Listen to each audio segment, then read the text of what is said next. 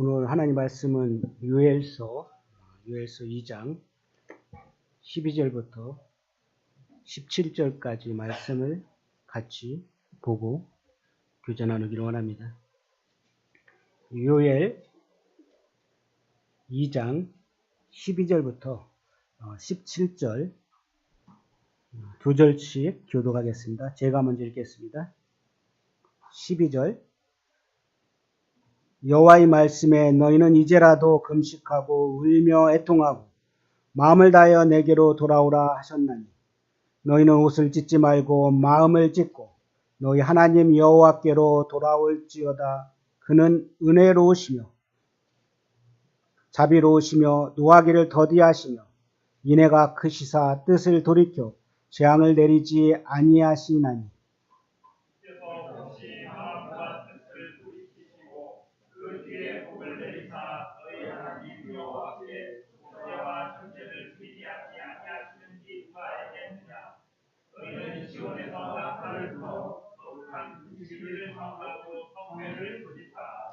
백성을 모아 그 모임을 거룩하게 하고 장로들을 모으며 어린이와 젖먹는 자를 모으며 신랑을 그 방에서 나오게 하며 신부도 그 방에서 나오게 하고 여호와를 섬기는 제사장들은 낭실과 제단 사이에서 울며 이르기를 여호와여 주의 백성을 불쌍히 여기소서. 주의 기업을 욕되게 하여 나라들로 그들을 관할하지 못하게 하옵소서. 어찌하여 이방인으로 그들의 하나님이 어디 있느냐 말하게 하겠나이까 할지어다. 감사합니다. 저는 오늘 주제를 마음을 찢고 여호와께 돌아오라 라는 주제로 성도님과 함께 말씀 나누기를 원합니다. 마음을 찢는 진정한 회개가 없이는 하나님을 만날 수가 없습니다. 구원받은 성도들도 진정한 회개를 하지 않으면 하나님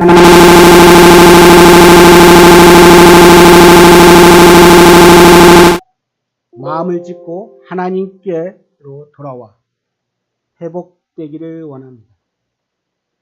2022년 10월 19일 어떻게 보면 1년이 딱 되었습니다. 이태원 거리의 할로윈 데이 축제로 인해서 수많은 사람들이 죽고 부상을 입었습니다. 대략 300명 정도의 압사 사상자, 사망자가 159명, 부상자가 197명으로 생각지 못한 끔찍한 일이 일어났던 것입니다. 우리는 이걸 통해서 그 같은 일들이 보고 정말 마음에 슬퍼하고 애통했습니다. 그냥 서서 죽은 사람. 다시는 그런 일이 되풀이지 않기를 원하는 마음입니다. 1907년 평양 대부흥 선교사 하디의 회개로 대부흥운동이 시작됩니다. 그는 1903년 월산에서 열린 선교사 기도에서 말씀을 전하면서 자신이 죄를 고백하고 회개했습니다. 아무리 애쓰고 수고해도 선교의 열매가 맺지 않아 조선 백성들은 무지하고 미개해서 그렇다고 생각하여 백인 우월주의 생각에 빠져 조선 사람들을 무시했습니다. 이것을 그는 고백하고 회개했습니다. 그의 회개와 고백으로 모인 모든 선교사들이 큰 충격을 받고 같은 마음으로 회개했습니다. 하디 선교사는 그 후 주일 설교와 교인들에게 똑같은 내용으로 회개하고 용서를 빌었습니다. 사람들은 자기들의 지도자인 선교사가 자신을 무시했고 회개하면서 용서를 비는 그 모습을 보고 큰 충격을 받았습니다. 그리고 그들은 비로소 자신들이 죄인임이 깨닫고 회개하기를 시작했습니다. 그래서 평양 대부흥운동이 일어날 수 있었던 것입니다. 우리는 인생을 살아가면서 생각지 않은 어려운 문제들을 당하게 됩니다. 성도는 그런 문제들이 생겼을 때 어떠한 반응을 보이시나요? 당장 눈앞에 보이는 그것 때문에 어려움을 겪고 계신가요? 어떤 일 때문에 생각하고 그 일에 대해서 미워하고 원망하고 책임을 돌리지 않나요? 그러나 이성을 찾고 조금 생각해보면 그 문제는 다른 사람이 아닌 나에게 있다는 것을 보게 됩니다. 오늘 요엘서 하나님의 말씀을 들어가기 전에 이 요엘서가 기록될 당시에 유다 나라는 극심한 가뭄과 메뚜기 떼의 엄청난 공격으로 인해 큰 재앙으로 고통을 당할 때입니다. 요엘이라는 이름의 뜻은 여호와가 하나님이시다, 여호와께서 맹세하시다라는 뜻이 있습니다. 그의 아버지 부두엘은 하나님께 속한 소년이라고는 뜻이 있습니다. 요엘서 앞에 1장 21에서 1장 2절에서 2장 21절까지는 어떻게 보면 메뚜기 떼, 가뭄, 침략의 위기에서 백성들 스스로 노력해서 살아남을 수 없음을 분명히 이야기하고 있습니다. 이같이 이 요엘은 청중들에게, 그 독자들에게 가능한 한 유일한 대응책은 뭐냐? 너희들이 여호와께 부르짖고 돌아와라 촉구하고 있습니다. 여호와께 돌아오라. 그러지 않으면 너희들에게 더 큰 위험이 닥칠 거라고 이야기하고 있습니다. 그렇습니다. 아직 예수 그리스도를 영접하지 않으신 분이 있다면 스스로 어떤 것을 해서 자기가 구원받을 거 예수님 앞에, 하나님 앞에 나갈 수 있는 길이 없음을 알기를 원합니다. 그래서 에베소 2장 8, 9절 너희가 그 은혜로 인하여 믿음으로 말미암아 구원을 얻었나니 이것이 너에게 난 것이 아니요 하나님의 선물이라고 말씀하고 계십니다. 요엘서 1장 4절에 보면은 팥중이가 남긴 것을 메뚜기가 먹고 메뚜기가 남긴 것을 느치가 먹고 느치가 남긴 것을 황충이 먹는다 합니다. 어느 날 갑자기 수백 마리의 메뚜기떼 몰려와서 농사 지은 것을 남김없이 먹어버립니다. 끔찍한 재앙이 임하는 것입니다. 메뚜기떼는 당시 근동 지역의 곳곳에서 종종 일어나는 현상입니다. 출애굽기에 보면은 우리가 보면은 10가지 재앙 중에서 메뚜기가 몇 번째일까요? 8번째입니다. 이 10가지 재앙 외우기 어렵죠? 무슨 파 저기들 있잖아요. 뭐죠? 조폭들은 무슨 파? 피게이파가 있답니다. 피게이파. 그들은 또 악독하대요. 악독하고 우매해서 암장한대요. 나일강 피, 개구리, 피게이, 파리제약, 피게이파, 악독, 암장, 우매 암장 이렇게 하면은 이 10가지 재앙을 그냥 외울 수 있어요. 이 성경에서 이 출애굽기에 8번째 재앙입니다. 이 메뚜기는 보통 한 127일 정도 수명이 달한답니다. 근데 그들이 먹는 것은 자기 몸집만큼 때로는 먹고 때로는 더 몸집의 3배 정도의 먹이를 치운답니다. 메뚜기 피해는 풀과 나무뿐 아니라 사람들에게도 영향을 줍니다. 메뚜기 떼로 인해서 경제적인 충격뿐 아니라 여호와의 경고의 메시지를 알기를 원합니다. 이건 단순히 메뚜기의 재앙이 아니라 그 다음에 더 어려운 것들을 보게 됩니다. 당시 메뚜기 떼의 피해는 주로 아프리카 동북부 누비 지방에서 발생하여 요르단과 이스라엘, 사우디 아라비아 등 겨울을 보내고 봄에는 이라크를 습격한답니다. 그해 초여름에서 가을까지는 이라크에서 인도에 이르는 광대한 지역을 피해를 입힙니다.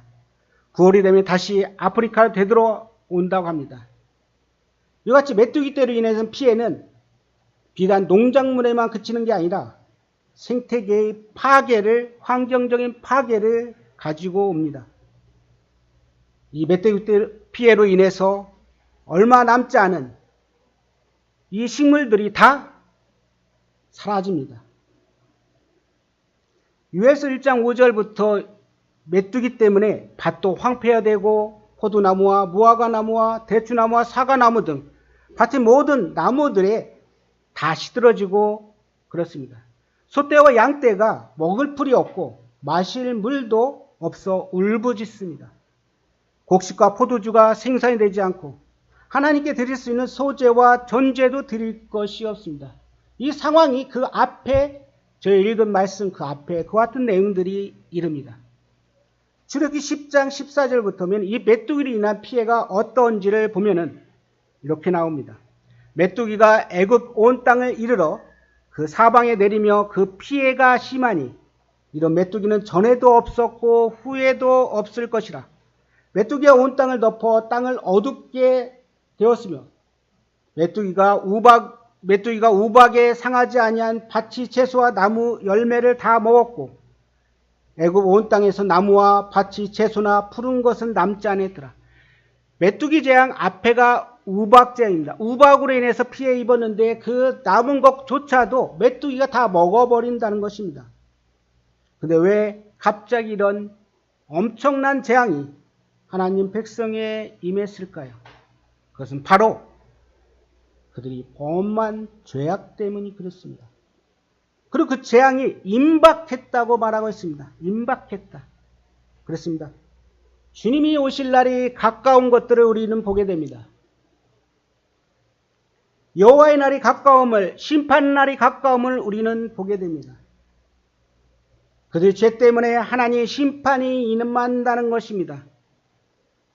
당시 유다 나라는 정치적으로 안정되었지만 신앙적으로는 아직도 바알신을 섬기고 있는 우상숭배에 완전히 버리지 못한 상황입니다. 악한 이세벨의 딸로 바알신을 섬기던 아달랴. 그를 축출하지 못하고 다윗이 정통 왕손인 요아스가 왕이 됩니다. 그러나 그동안 워낙 이 우상숭배가 전국적으로 만연되므로 그것을 쉽게 벗어버리지 못하고 있었습니다. 새로운 왕 요아스가 처음에는 하나님을 잘 섬기는가 싶더니 대상 여호야다가 죽은 후에 하나님을 제대로 섬기지 않고 바알신을 섬기며 우상 숭배에 적극적으로 나서며 그것을 막지 못하고 방치했습니다. 죄에 대한 적절한 대처와 예방을 못하고 그와 그 안에서 함께 있게 되었습니다. 그러면서 깨어 있으라는 것입니다. 이 죄악된 것을 함께 함으로 인해서 제거하지 못함으로 인해서 이 같은 어려움이 오게 됩니다. 요엘서 2장 1절에는 시온에서 나팔을 불며 나의 거룩한 산에서 경고의 소리를 질러 이 땅 주민들로 다 떨게 할지니 여호와의 날이 이르게 됨이라. 이제 임박하였답니다. 이제 곧 이 같은 여호와의 날이 임박했다 합니다. 우리는 세상의 여러 가지 징조와 또 생각지 않은 이 이스라엘 전쟁을 통해서 주님이 곧 오시나 보다 임박한 사실들, 성경에 아메겟돈 전쟁과 무기토 전쟁들이 나옵니다. 이스라엘 쪽으로. 근데 그건지는 모르죠. 근데 주님이 오실 날이 가까웠다는 것을 우리는 세상의 징조를 통해서 여러 가지 통해서 우리는 알게 됩니다.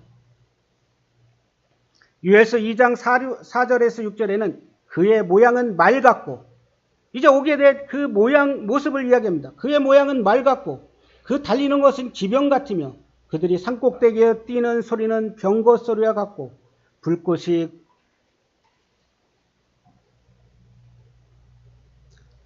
건물을 사르는 소리와 같으며 강한 군사를 표현하고 있습니다.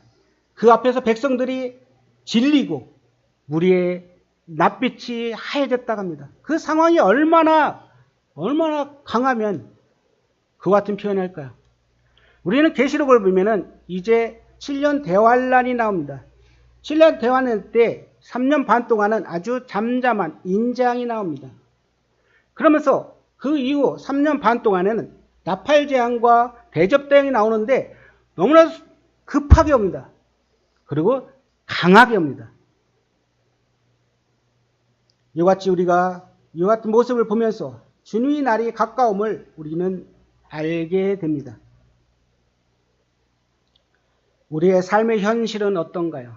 마치 메뚜기 때의 재앙을 만난 것 같지 않은가요? 지금 전 세계가 어렵고 힘들고 정말 불안한 상황입니다. 그렇지만은 우리는 이와 같은 걸 통해서 이 메뚜기 때의 재앙 후에 일어날 여러 가지 일들을 통해서 우리가 경고하고 있습니다. 이와 같은 일들은 무엇 때문에 그럴까요? 그렇습니다. 너희 죄 때문에 그렇다. 너희 죄 때문에 메뚜기 떼가 몰려온 것이다. 너희는 회개하라. 그러면 복을 주리라고 이야기하고 있습니다. 그러나 회개하지 않으면 여호와의 날에 심판을 받을 거라고 말하고 있습니다. 우리의 생각을 바꿔야 합니다. 자신을 다시 돌아보아야 합니다. 다른 사람 때문이 아니라 나 때문에라는 것을 깨달아야 될 것입니다.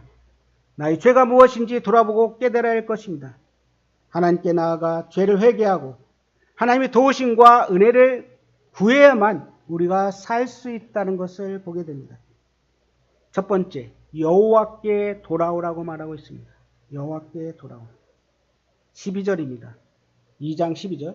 여호와의 말씀에 너희는 이제라도 금식하고 울며 애통하고 마음을 다하여 내게로 돌아오라 하셨나니. 우리의 죄를 회개하고 하나님께 돌아가면 하나님은 우리 죄를 용서해 주십니다. 우리에게 다시는 복음과 은혜를 주신다고 말씀하십니다. 방향을 바꾸어야 됩니다. 회개는 지금 내가 가는 길에서 주님께 방향을 바꾸는 것입니다. 내가 가는 길이 잘못되었으면 유턴해서 다른 길로, 하나님이 원하는 길로 가는 것이 회개입니다. 하나님의 주인이라는 것을 내가 인정해야 될 것입니다. 이걸 주재권이라고 이야기합니다. 이제 돌아와야 산다고 합니다. 12절에 여호와의 말씀에 너희는 이제라도 금식하고, 이제라도 단어를 한번 보시기 바랍니다. 이제라도 조금 늦기는 했지만 입니다. 이제라도 조금 늦기는 했지만 지금이라도 돌아오라는 것입니다. 아직 예수 그리스도를 영접하지 않으신 분, 진정으로 주님 앞에 이제라도 주님이 오시기 전 바로 지금 이 순간이라도 예수 그리스도를 개인의 구주로 영접하기를 원합니다. 그분이 나의 주인이라고 고백하기를 원합니다. 이제라도 조금 늦기는 했지만 지금이라도 돌아오라는 것입니다. 그들이 죄 때문에 지금 메뚜기의 재앙을 만났지만 아직 완전히 망한 것이 아닙니다. 아직 완전히 망한 것이 아니죠. 이제 주님이 오시면은 어떻습니까? 내가 믿고 싶어도 믿지 못할 것입니다. 내 목숨을 바쳐야 될 것입니다. 아직 완전히 망한 것이 아니고 아직 기회가 남아있다는 것. 아직 기회가 남았다는 것입니다. 그러므로 하나님께서 아직 참아주시고 기다려주시고 기회를 주실 때에 회개하라는 것입니다. 사람들의 마음은 완고하고 강합니다. 성경에서는 금강석 같다고 이야기합니다. 그래서 고린도후서 6장 2절에는 이런 말씀이 있습니다. 이르시되 내가 은혜 베풀 때에 너희에게 듣고 구원인 날에 너를 도왔도다 라고 합니다. 보라 지금은 은혜 받을 만한 때요. 보라 지금은 구원의 날입니다. 그렇습니다. 지금 이제 늦지 않았습니다. 지금 이 순간이라도 그분 예수님이 나의 주인이고 나의 구세주라고 마음을 열고 받기를 원합니다. 예수님 우리 죄를 대신해 십자가에 죽으셨습니다. 그 주님의 십자가 앞에서 나를 돌아보고 나의 죄를 깨닫게 하시고 그리고 죄를 회개하고 용서를 받게끔 우리의 모든 죄를 다 담당하고 십자가에서 돌아가셨습니다. 내가 한 것은 하나도 없습니다. 그분이 다 이루어지신 겁니다. 그 사실을 내 마음에 믿는 것입니다. 우리가 자신을 회개해야 합니다. 하나님께서 내 죄를 깨닫게 해달라고 기도해야 됩니다. 내게 회개의 영을 주기를 기도해야 됩니다. 죄를 깨닫게 하실 때 금식하고 울며 애통하며 회개하라고 말하고 있습니다. 옷만 찢지 말고 마음을 찢고 회개라는 것입니다. 죄를 버리고 우상을 버리고 세상에 있는 것들을 버리고 하나님께 돌아오라고 이야기합니다. 그러면 하나님께서 복과 은혜를 주시고 회복시켜 주실 것입니다. 죄가 무엇입니까? 나 죄 지은 게 없는데 그런 사람이 있을 것입니다. 하나님을 마음에 두기 싫어하는 것이 죄라고 이야기하고 있습니다. 그 죄의 여러 가지 일들이 로마서 1장 28절에서 32절 나옵니다. 불의, 추악, 탐욕, 악의가 가득한 자요, 시기, 살인, 분쟁, 사기, 악독이 가득한 자요, 수근수근한 자요. 이와 같은 다 죄의 특성입니다. 내 안에 죄의 특성이 여전히 주님이 십자가에 못 박혔는데 불구하고 나옵니까? 죽이십시오. 비방하는 자요, 하나님을 미워하는 자요, 능욕하는 자요, 교만한 자요, 자랑하는 자요, 악독을 도모한 자요, 부모를 거역한 자요, 우매한 자요, 배약한 자라고 합니다. 무정한 자요, 무자비한 자라고 합니다. 이들은 다 사형에 해당한다고 로마서에서 말씀하고 계십니다. 예레미야 2장 13절에서는 내 백성이 두 가지 악을 행했다고 합니다. 곧 그들이 생수에 그려낸 하나님, 나를 버린 것과 스스로 웅덩이 팠는데 그것은 그물을 거두지 못할 터진 웅덩이라고 합니다. 두 가지 악이 그렇습니다. 생명의 근원대 하나님, 예수님이 생명의 근원이 아니십니까? 그분을 버린 겁니다. 생각도 안 넣은 것입니다. 그리고 스스로 웅덩이를 팠고 스스로가 그 일을 해내려고 합니다. 이것이 죄악입니다. 소는 그 임자를 알고 나귀는 그 구유를 압니다. 근데 이스라엘 백성들은 그거 알지 못하고 오히려 깨닫지 못한다고 책망하고 있습니다. 예수 그리스도를 개인으로 영접하기. 이 하나님이 누군지 예수님이 누군지를 알지 못하면 깨닫지 못할 것입니다. 내가 죄라는 것을 알지 못한다면 성경을 보고 내가 죄가 무엇인지를 알기를 원합니다. 죄를 회개해야 합니다. 영접하는 자, 그 일을 믿는 자들에게는 하나님의 자녀되는 권세를 주셨습니다.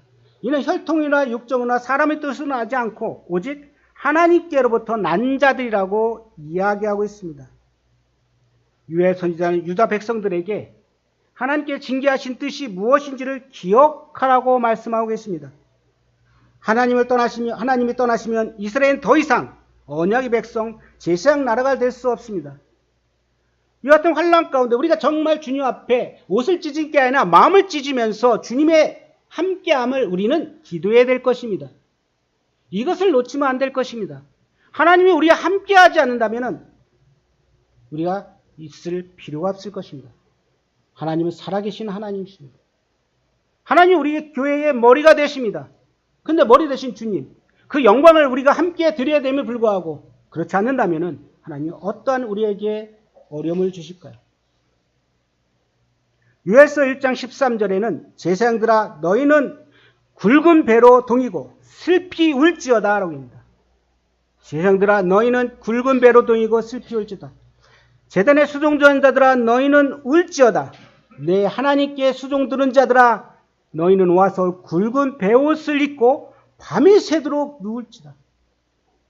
이는 소제와 전제를 너희 하나님 성전에 드리지 못함이라. 두렵고 떨립니다. 하나님 임재, 성령이 함께하고 성령의 역사가 있는 기회가 되기를 원합니다. 선지자는 심판날이 다가왔다고 분명히 말하고 있습니다. 백성들이 보지 못하니 답답할 뿐입니다. 선지자는 이야기하고 있는데 백성들이 그걸 모르고 있습니까? 얼마나 답답하겠습니다. 그래서 요엘서 1장 15절에 이렇게 나옵니다. 슬프다 그날이여, 슬프다 그날이여, 여호와의 날이 가까웠나니 곧 멸망같이 전능자에게부터 이루었다. 백성들이 알기를 원합니다. 이런 경고의 메시지에서. 근데 그걸 못 알으니까 얼마나 답답하겠습니까? 그래서 엠마로 가는 제자들의 눈을 좀 열어달라고 그러지 않습니까? 누가복음 24장 13, 17절에서 엠마로 간 제자들의 눈을 열었습니다. 예수님과 함께 가까이, 예수님과 함께 그들은 동행했습니다. 그들은 눈이 가려워서 그인지를 예수님인지 알지 못하고 있습니다. 얼마나 답답합니까? 그리고 30절은 그들이 함께 음식을 잡수실 때 떡을 가지사 축사하시고 떼어 그들에게 주시니 그들이 눈이 밝아져 그인 줄 알았답니다. 그렇습니다. 우리는 영적인 눈이 깨어나야 됩니다. 하나님 누군지를 알려면 우리가 정말 그분이 나의 주인인 것을 알아야 될 것입니다. 우리가 하나님 말씀을 구원받은 성도들은 하나님의 영적인 눈이 깨어 있어야 되고 또 하나님의 성령의 역사가 일어나야 될 것입니다. 그러니까 우리에게 성경을 풀어주실 때 우리 속에 마음이 뜨겁지 않느냐, 성령이 함께함으로 우리는 정말 이와 같은 것을 잊어서는 안 될 것입니다. 엘리사, 열왕기하 6장 14절 18절에서는 이 엘리사에게 이제 이 많은 군대들이 그 주변, 사환과 그 주변을 에워쌌습니다. 군세와 말과 병거가 성읍을 에워쌌습니다. 그 사환이 엘리사에게 말합니다. 아, 내 주여, 우리가 어찌하리까? 대답하되 두려워하지 말라. 우리와 함께한 자가 그들보다 더 많다고 해야 합니다. 근데 사환의 눈에는 안 보여요. 저들의 군대만 보이는 거죠. 대답하되 두려워하지 말라. 우리와 함께한 자가 그들과 함께한 자보다 보다 많으니라. 기도하여 이르되 여호와여 원컨대 그의 눈을 열어서 보게 하옵소서라고 합니다. 영적인 눈이 필요합니다. 영적으로 눈이 깨어나야 됩니다. 내가 지금 가고 있는 잘못된 길인지 아니면 올바로 가는 길인지 말씀을 통해서 내가 분별하고 보아야 될 것입니다. 기도하여 이르되 여호와의 원컨대 그의 눈을 열어 보게 하옵소서 하니 여호와께서 그 청년의 눈을 여시며 그가 보니 불말과 불병거가 산에 가득하여 엘리사를 둘렀다. 와, 이제서 하는 겁니다. 이제서. 유다 백성들은 이제라도 하나님께 돌아와 회개하기를 말합니다. 이제라도 회개하라 라고 명령하고 있습니다. 야곱이 씨름하지 않습니까? 천사하고. 야곱이 씨름하고죠. 천사를 겨루 이길 수 있겠습니까? 이길 수 없습니다. 야곱은 밤새 버텼습니다. 허벅지 관절을 얻어맞고 나서 포기했습니다. 그때라도 고집을 꺾고 바뀌었기에 하나님의 복을 받을 수 있었던 것입니다. 더 늦기 전에 예수 그리스도를 개인의 구주로 영접하십시오. 아직 예수님을 모르신 분은 예수 그리스도를 개인의 구주로 영접하십시오. 더 늦기 전에. 데살로니가전서 1장 9절에 이런 말씀이 있습니다. 그들이 우리에 대해 스스로 말하기를 우리가 어떻게 너희 가운데 들어갔는지와 너희가 어떻게 우상을 버리고 하나님께 돌아와서 살아계시고 참되신 하나님을 섬기느냐. 그래서 데살로니가 성도들이 있잖아요. 자기들이 믿던 우상에서 돌이켰습니다. 어떻게 우상을 버려 하나님께 돌아와 살아계신 참 하나님을 그들이 경배할까요? 그렇습니다. 하나님이 누군지를 알면, 예수님이 누군지를 알면 그분 앞에 엎드리고 그분을 나의 주인, 주재권을 인정할 것입니다. 역대하 7장 14절에 내 이름으로 일컫는 내 백성이 그들이 악한 길에 떠나 스스로 낮추고 기도하여 내 얼굴을 찾으면 내가 하늘에서 듣고 그들이 죄를 사하여 그 땅을 고친다고 했습니다. 스스로 낮추고 기도하고 주님을 찾아보세요. 그러면 자꾸 하나님께서 그걸 듣고 죄를 사하 주신다고 합니다. 이사야 55장 6절에 8절에 너희는 여호와를 만날 만한 때에 찾으라. 가까이 계실 때에 부르라고 이야기합니다. 악인은 그의 생각을, 불의한 자는 그의 생각을 버리고 여호와께로 돌아오라. 그리하면 그가 긍휼히 여기신답니다. 완악한 마음 좀 내려놓으세요. 그리고 주님이 누군지를 만나보세요. 여호와를 만날 만한 때에 찾으라. 가까이 계실 때에 부르라. 그렇습니다. 참 교회에 나와서 하나님 말씀을 듣는다는 것만으로도 감사가 됩니다. 그래야 깨어질 거 아닙니까? 자신이 무너질 거 아닙니까? 하나님이 누군지 예수님이 누군지를 알 수 있을 것이 아닙니까? 이사야 6장 1절에서는 오라 우리가 여호와께 돌아가자. 여호와께서 우리를 찢으셨으나 도로 낫게 하실 것이요 우리를 치셨으나 싸매져 주실 것입니다. 그런 하나님이십니다. 지금 현재 어렵고 힘들고 고통 가운데 있습니까? 하나님 우리를 싸매 주실 것입니다. 우리를 도로 낫게 하실 것입니다. 성도님 왜 어려움이 당하십니까? 그런 하나님이십니다. 두 번째 12절에 금식하고 울며 애통하라고 합니다. 늦지 않았습니다. 그래 금식하고 울며 애통하라고 이야기하고 있습니다. 12절 여호와의 말씀에 너희는 이제라도 금식하고 울며 애통하고 마음을 다하여 내게로 돌아오라 하셨습니다. 에스더의 하만의 음모가 나옵니다. 이래서 유대 공동체가 다 멸살하고 죽게 됩니다. 그때 유대 공동체에 금식하고 울며 슬퍼하는 장면이 나옵니다. 금식과 울음과 애통함, 여호와께로 돌아가야만 가능합니다. 하나님의 백성이 하나님께 호소하는 상황들을 에스더 4장 1절에 3절에 보면 나옵니다. 모르드가 이 모든 일을 알고 자기 옷을 찢고 굵은 베옷을 입고 죄를 뒤집었어 성중에 나가서 대성통곡하며 그랬습니다. 유다인이 크게 애통하며 금식하며 울부짖고 굵은 베옷을 입고 죄에 누운 자가 무수하더라. 우리는 애통하고 또 금식하며 울어야 될 것입니다. 유나 3장 5절에서 10절에는 그들의 회개하는 모습을 우리 익히 알고 있습니다. 먹지도 않습니다. 금식합니다. 사람과 짐승과 소떼와 양떼까지 다 먹지 않습니다. 얼마나 심각하면 그럴 것입니까? 지금 당장 죽게 되는데 먹을 게 생각나겠습니까?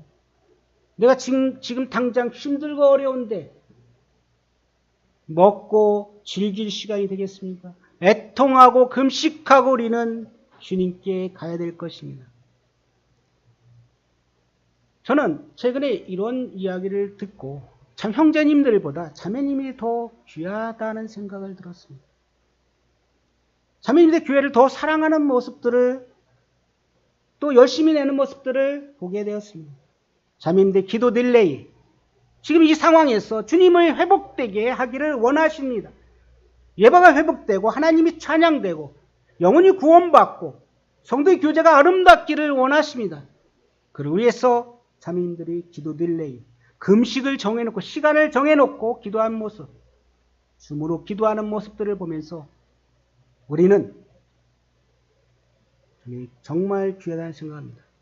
오늘부터 모든 성도들이 금식하고 애통하기를 원합니다. 한 주라도 우리 금식을 선포했으면 좋겠습니다. 저부터라도. 그래서 간절히 주님 앞에 엎드리십시오. 이와 같은 상황에서 도저히 못 참다면 양을 좀 줄이세요. 금식도 양을 줄여서 하십시오. 아침을 꼭 먹어야 한다. 조금 줄여서. 그러면서 주님 앞에 엎드리십시오. 금식 가능하면 한 끼라도 주님 앞에 엎드려 기도하십시오. 금식하면서. 저도 오늘부터 그렇게 합니다. 그 전에도 양을 줄이고 했지만 왜인가요? 지금 하나님의 심판의 재앙이 당하고 있기 때문입니다.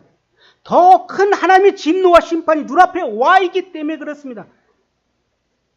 심각한 고통과 재앙이 당하고 있는 사람이 어떻게 편안하게 음식을 먹을 수 있겠습니까? 얼마나 엄청난 재앙이 올 텐데 어떻게 울지 않을 수 있겠습니까? 그래서 이렇게 이야기합니다. 옷만 찢지 말고 마음을 찢으라고 합니다. 애통하는 마음에서 마음을 찢으라고 이야기합니다. 너희는 옷을 찢지 말고 마음을 찢고 너희 하나님 여호와께로 돌아오라고 이야기합니다. 옷만 찢는 건 어떻게 보면 가식적인 회개일 것입니다. 그것은 하나님께 돌아갈 수가 없습니다. 회개는 마음을 찢고 고통 없이는 이루어질 수 없습니다. 마음을 찢는데 고통이 없습니다. 예수님을 만나고 내가 주인이 아닌 것을 철저하게 내려놓아야 될 것입니다.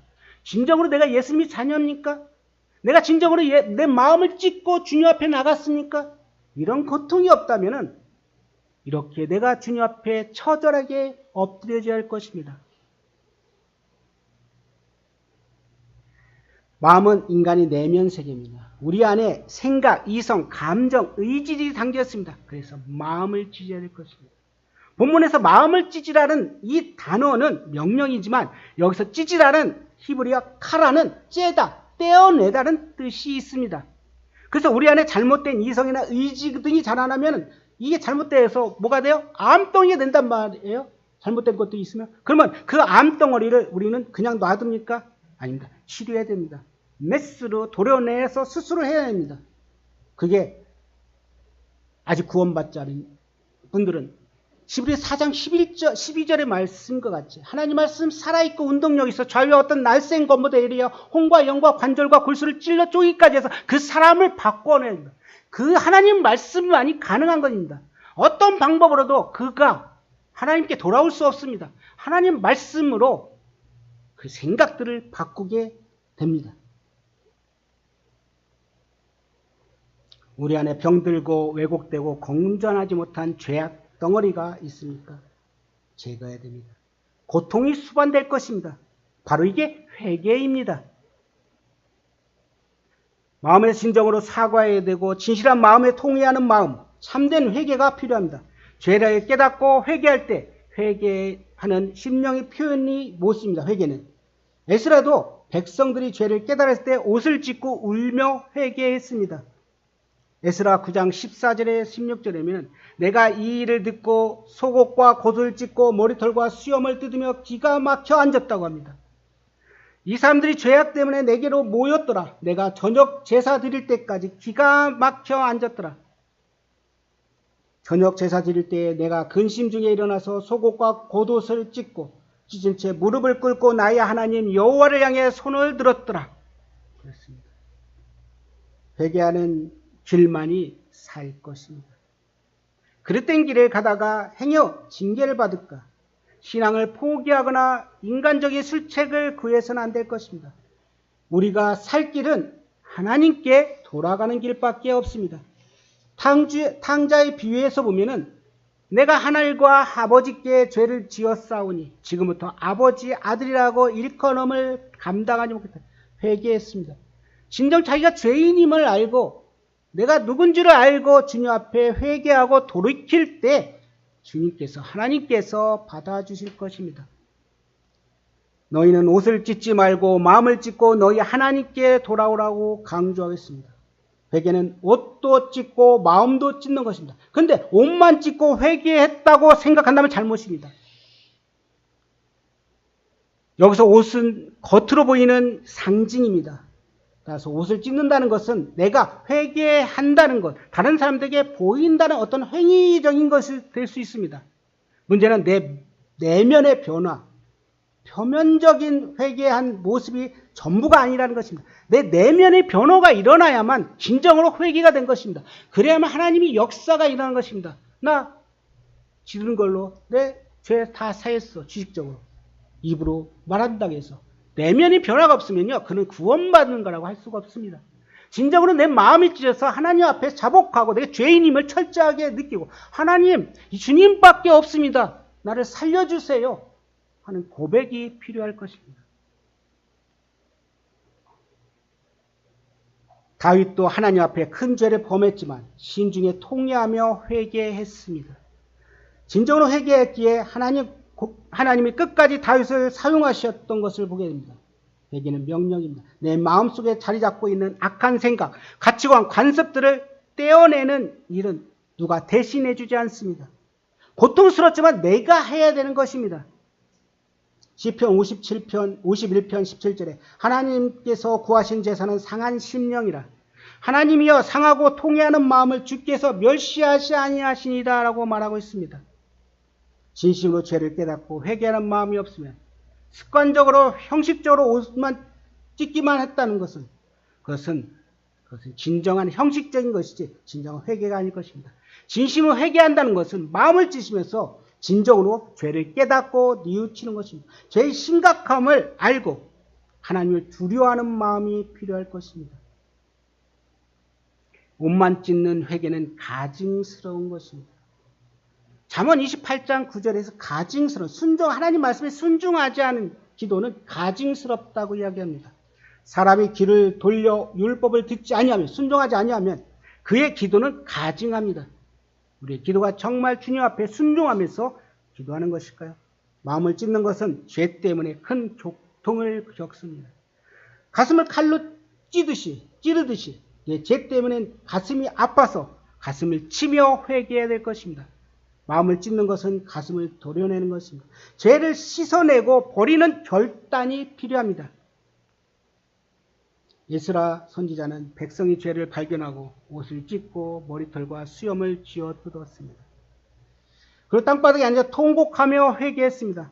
하나님 앞에서 자신이 죄를 깨닫고 하나님 앞에서 죄를 부끄럽게 여기고 진실한 마음으로, 진정한 마음으로 회개가 필요합니다.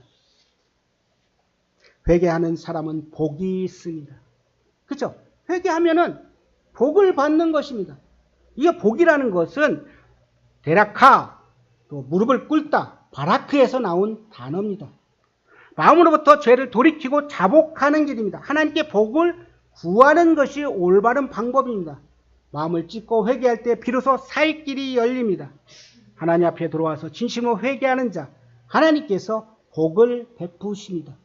14절입니다. 요에서 2장 14절. 주께서 혹시 마음과 뜻을 돌이키사 그 뒤에 복을 내리사 너희 하나님 여호와께서 소재와 전제 드리게 하시 아니하실지 누가 알겠느냐. 그렇습니다. 복을 주시는 하나님, 복 받기 원하지 않으십니까? 회개하십시오. 주님이 자녀가 될 수 있는 큰 특권을 주실 것입니다. 누가복음 15장에서는 탕자 아들이 회개했을 때 아버지는 종들에게 이르러서 제일 좋은 옷을 내어다가 입히고 손에 가락지를 끼우고 발에 신을 신기라고 이야기합니다. 그리고 살찐 짐승들을 잡아서 잔치를 벌입니다. 이사야서 16장 12절에는 아무리 예배를 드리고 봉사한다 해도 회개하지 않은 상태에서는 헛된 일이라고 이야기했습니다. 요엘서에서 회개가 얼마나 대단한지 우리는 볼 수 있습니다. 이 메뚜기 떼의 공격을 받고 먹을 양식이 거의 남지 않은 상태, 그 다음에 전쟁이 일어납니다. 강대국의 공격이 그나마 얻은 곡식까지 다 빼앗겨 백성들은 온갖 횡포를 당할 것입니다. 자연재해나 전쟁 앞에 어떻게 할 수 없습니다. 그래서 백성들은 절망 가운데서 하나님의 축복을 보게 됩니다. 이스라엘이 망하지 않고 곡식과 새 포도주 풍요람을 누리게 됩니다.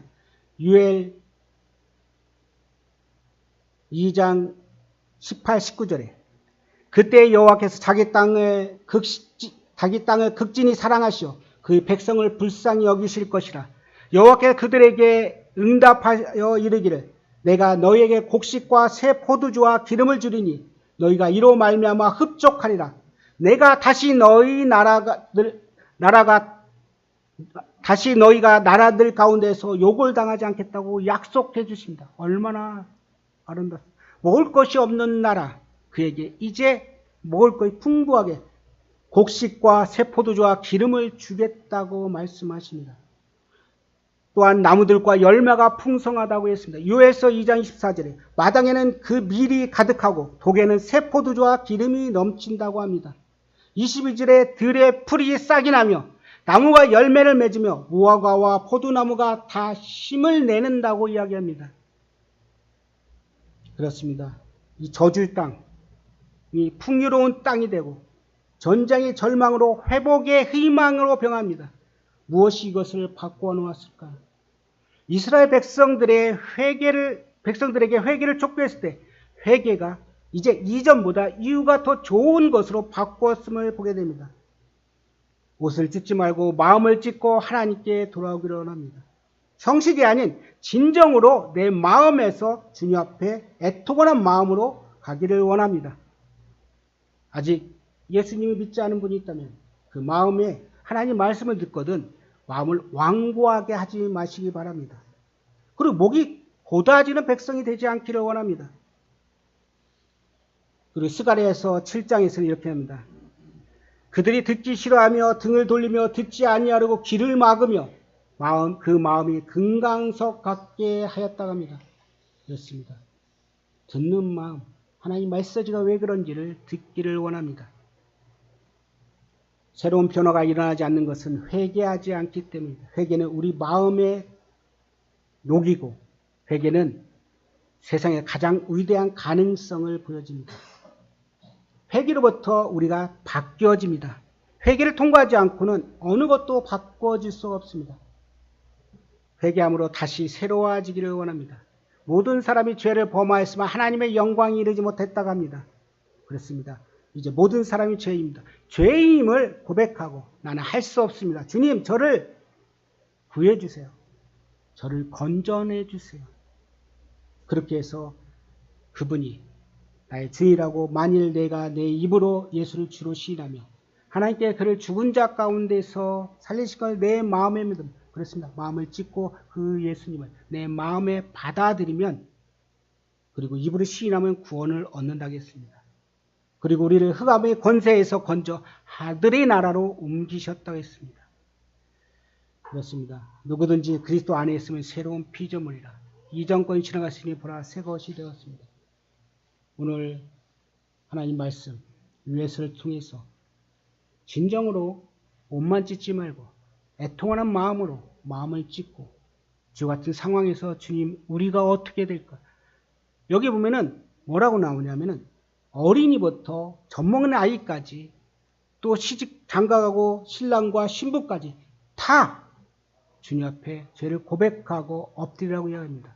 그럴 때 하나님의 놀라운 긍휼이 우리에게 있을 것입니다. 기도하고 마치겠습니다.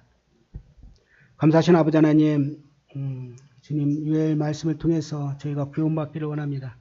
아직 예수 그리스도를 영접하지 않은 분이 계시다면은 참 자신의 마음을 찢고 주님을 개인의 구주로 영접할 수 있도록 그 마음을 열어주시기를 원합니다. 그래서 그 하나님 예수 그리스도를 통해서 영원한 생명, 참 하나님 나라의 생명책에 기록되는 그러한 놀라운 축복을 받기를 원합니다. 주님, 지금 현재 저희 교회에 여러 가지 어려움이 있는 걸 아십니다. 이제 참 금식을 하며 주님 앞에 애통하는 마음으로 참 주님 앞에 엎드리기를 원합니다. 이 교회에 복의 복을 더해 주시고 영원히 구원받고 저희들이 힘써 하나님께 영광과 찬양을 드리는 그러한 교회가 되기를 원합니다. 주님, 저희들이 회개합니다. 마음을 찢습니다. 저희들이 모든 것을 주님 앞에 참 죄를 자복합니다. 주님 도와주옵소서. 주님 저희를 살려주옵소서. 주님 다시 회복되게 하여 주옵소서. 복의 복을 더해 주기를 원합니다. 우리를 구원하신 예수 이름으로 감사하며 기도했습니다. 아멘.